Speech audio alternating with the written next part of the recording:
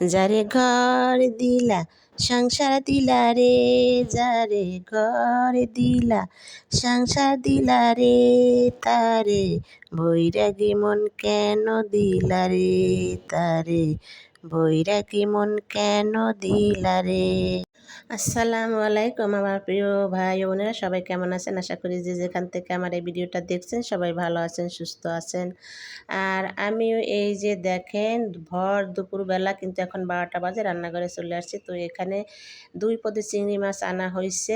একটা হয়েছে বড় চিংড়ি মাছ, এগুলো পেঁয়াজ দিয়ে শুধু ভুনা করবো। আর একটা হয়েছে ছোটো চিংড়ি মাছ, এগুলো আমি আজকে পুঁই শাক দিয়ে রান্না করব। তো 2 পদের পুঁই শাক, সরি 2 পদের পুঁই শাক না, 2 পদের শাক আনা হয়েছে। একটা হয়েছে পাট শাক আর একটা হয়েছে পুঁই শাক। তো সেগুলো এখন আমি অফ ক্যামেরায় কাটাকাটি করব। এখানে ধনিয়া পাতা নিয়ে আসছে, টমেটো নিয়ে আসছে, আরও কিছু শুকনা খাবারও নিয়ে আসছে। তো সেগুলো আমি ওকে করে রাখছি ডিব্বার ভিতরে।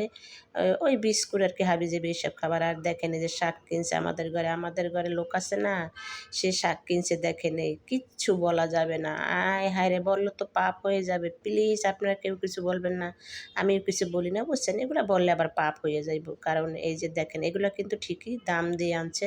আর একদম সকাল সকাল বাজার করা হয়েছে, টাটকা বাজার করা হয়েছে। তো টাটকা বাজারে দেখেন কি নিয়ে আসা হয়েছে। এগুলো কেউ বলবে যে টাটকা বাজার? যাই হোক, কিছু বলা যাবে না, একদমই বলা যাবে না। আর এখানে তো বলা যাবেই না, তাহলে আমার অনেক ভাইয়েরা আছে, তারা কিন্তু আমার বিরুদ্ধে কিছু বলে উঠবে। তো সমস্যা নাই, যেরকমের বৈরাগী করে বাজার করছে, ঠিক সেই রকম বৈরাগী করে রান্না করা হবে, তাই তো? তো আপনারা আমার মতো এরকমের বুদ্ধি খাটিয়ে করবেন। আমার মতো যারা, আমি কিন্তু আবার সবাইকে বলছি না, কারণ অনেকেই বাজার করতে কিন্তু খুবই এক্সপার্ট। তারা বাজার এত সুন্দর করে বাজার করে যা বলার মতো না, একদম মহিলাদের মতো খুঁটিনাটি দেখে শুনে তারপর শেষে সুন্দর করে বাজার করে, বুঝছেন? আর আমার ভাগ্যটাই হয়েছে খারাপ। যাই হোক, এসব বলে আর লাভ নেই। আমি কিন্তু অফ ক্যামেরায় কাটাকাটি সম্পূর্ণটা করে নিয়েছি। এখন এই যে দেখেন একটা একটা করে চুলার উপরে দিব আর নামাবো। তো এই হয়েছে আজকে আমার রান্না বাড়া। আমি পাট শাকটা রেখে দেবো, কারণ 2 পদের শাক আজকে একদিনই ভালো লাগবে না। আর যেহেতু এখন একটু শাক খাওয়া আমি শুরু করেছি, কারণ আমার চোখে প্রচুর সমস্যা হয়ে গেছে, জানেন না? এই যে মানে মাছ মাংস ভুনা ভানি এগুলা খেতে খেতে প্রচুর সমস্যা হয়ে গেছে। তো সেই জনকে বলছিলাম যে প্রতিদিন 1 পদের শাক আনা হইলে কিন্তু ভালো হতো। তো সে 2 পদের শাক নিয়ে আসছে। আর শাক কিন্তু বাসি করে খাবার ভালো না। যে শাকটা এখন রেখে দিলাম, ওইটা কালকে কিন্তু স্বাদ লাগবে না। তো করার কিছু নেই, খেতে হবে। আর কিছু বলা যাবে না, তাহলে অনেক পাপ হবে, গুনাহ হবে। যাই হোক, এবার কাজের কথায় আসি। আপনারা কে কোন জেলা থেকে আমার এই ভিডিওটা দেখছেন, অবশ্যই আমাকে একটা কমেন্ট করে জানাবেন। আমি পরবর্তী ভিডিওতে আপনাদের নাম নিব। এর আগেও আমি শুরু করেছিলাম, যেহেতু আমি অসুস্থ হওয়ার কারণে আসলে ওইটা বন্ধ হয়ে গেছে। আমার অনেক ভাইয়েরা আপুরাই কিন্তু আমাকে বলেছিল, আমিও বলেছিলাম। কিন্তু তারপর মাঝখানে বন্ধ হওয়াতে আসলে আমার প্রচুর পরিমাণে ক্ষতি হয়ে গেছে এই চ্যানেলটার। কি আর বলবো, বলার কিছু নেই, সব কিছু হয়েছে ভাগ্য। আসলে শরীরের যত্নটা নিতে হবে আগে, বুঝছেন? আসলে আমরা তো বুঝি না, মহিলারা ঘরের কাজ করি মানে এত পরিমাণে কাজ করি, তখন আর মানে ডানে আর বামে তাকাই না, ঠিক আছে? তো পরে তার সমস্যাটা দেখা যায়। তো এই যে রোজার ঈদে আমি যেই পরিমাণ কাজ করছি, আমার অনেক আপুরাই দেখেছে এবং আমাকে বলেছে অনেক কিছু যে কাজ করা নিয়ে। কিন্তু আসলে কি, আমার এই সংসারটাকে আমি প্রচুর ভালোবাসি, আমার জীবনের চেয়েও বেশি ভালোবাসি। যাই হোক, আমার কলিজার বোনেরা, প্লিজ কেউ কিছু মনে করবেন না, কারণ আমি আবার একটু কি কথা বলতে গেলে না বেশিরভাগই একটু আপসেট হয়ে পড়ি। তো দেখলেন তো, আমি চিংড়ি গাছগুলো আগে একটু ভেজে নিলাম, কারণ কারণ ভাজা ছাড়া আবার খাবে না। কষিয়ে একবার ভাবছিলাম যে কষিয়ে টমেটো দিয়ে ধনেপাতা দিয়ে তারপর শেষে ভুনো করব, কিন্তু সেটা দেখা গেছে পছন্দ করবে না। তো সেই জন্য আবার একটু ভেজে নিলাম তেলের উপরে। এখন এই টমেটো দিয়ে কষিয়ে তারপর শেষে একটু মাখা মাখা করে ঝোল ঝোল করে উঠাবো। আর ঝাল একটু কম খায় আমাদের ঘরে, যদিও ঝাল একটু কম দেব। তো আসলে রান্না বাড়ার আমি কিন্তু রেসিপি দিচ্ছি না, কারণ আমার অনেক আপু ভাইয়েরা সুন্দর সুন্দর রান্না করে, সেটা আমি আর উল্টো দেখি। এখানে আমি একটু আপনাদের সাথে কথা বলি, জাস্ট একটু আমার সময় কাটে, এটাই আমার কাছে অনেক কিছু। আপনাদের কেমন লাগে আমি জানি না। তো আসলে এই যে সংসার জীবনের কথাটা বললাম, সেটা একটু আপনাদের সাথে আমি শেয়ার করি। এই সংসার জীবনে যে এইখানে এই পর্যায়ে আসতে কিন্তু আমার অনেক অনেক সময় লাগছে। তো সেই সময়টাতে আমি কখনো আয়নার সামনে দাঁড়িয়ে আমি নিজেকে দেখিনি যে আমার দিনগুলো কীরকম যাচ্ছে, আমাকে কেমন লাগছে। বছরের পর বছর শেষ হয়ে যাচ্ছে, আমি কীরকম হচ্ছি আসলে এই রকমের কোনো খেয়াল আমি কখনো করিনি। তো ইদানিং আস্তে আস্তে আমি দেখতেছি যে যতই দিন যাচ্ছে ততই আমার শরীরের অবস্থা খুবই খারাপ হইতেছে আর কি। তো আগের বাসায় থাকতে ওখানে অনেক লোকজন ছিল, আমার কাজকর্মের কোনো সমস্যা হইতো না, লোকজনের কোনো অভাব ছিল না। এখানে এসে নতুন বাসায় কোনো লোকও পাওয়া যাচ্ছে না, সব কিছু আমার একার হাতে করতে হচ্ছে।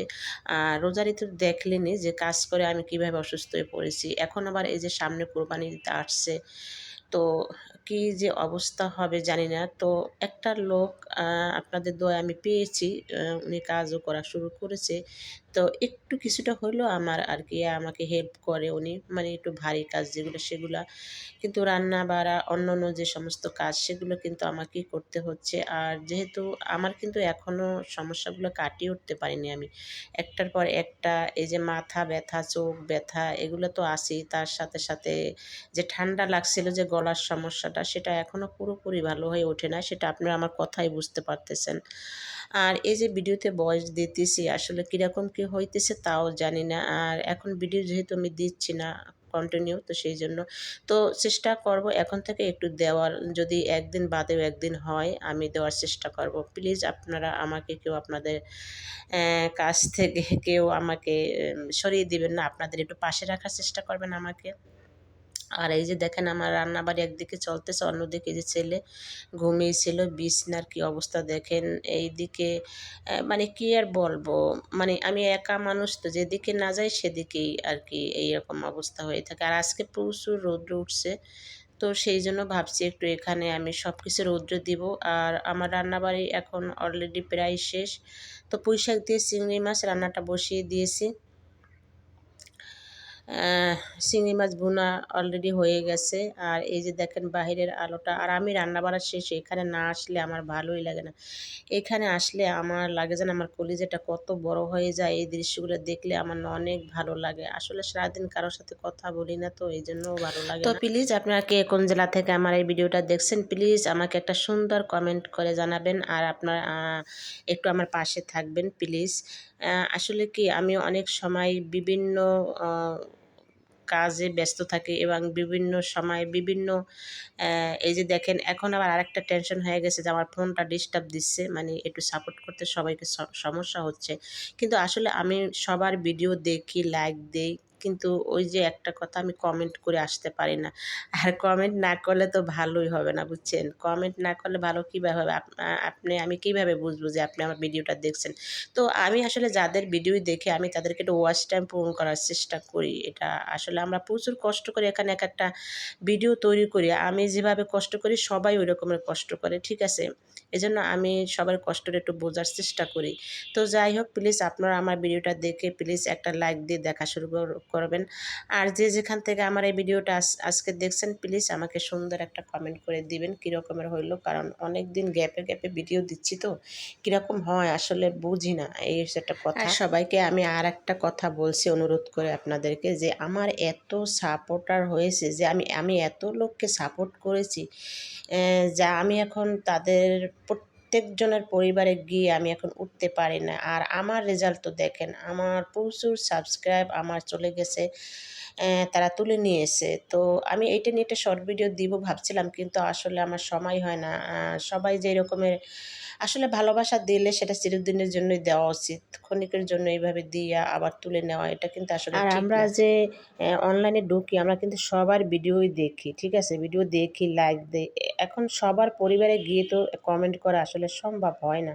এইজন্য অনেকেই মনে করে ভিডিও দেখে না বা কিছু, তো সেইজন্য তারা আবার তুলে নেয়। এটা কিন্তু আসলে ঠিক না। আমার কিন্তু প্রচুর পরিমাণে সাপোর্টার, কিন্তু আমি একজনের মানুষের পক্ষে কি সম্ভব সবার পরিবারে গিয়ে? আর আমার ভালোবাসা যারা তুলে নিয়েছে আমি তো তাদের কোনো সাপোর্ট তুলে নেইনি, তো সেইজন্য আমার আরও বেশি সমস্যা হচ্ছে। আসলে আমার ইচ্ছা নাই তুলে নেওয়ার।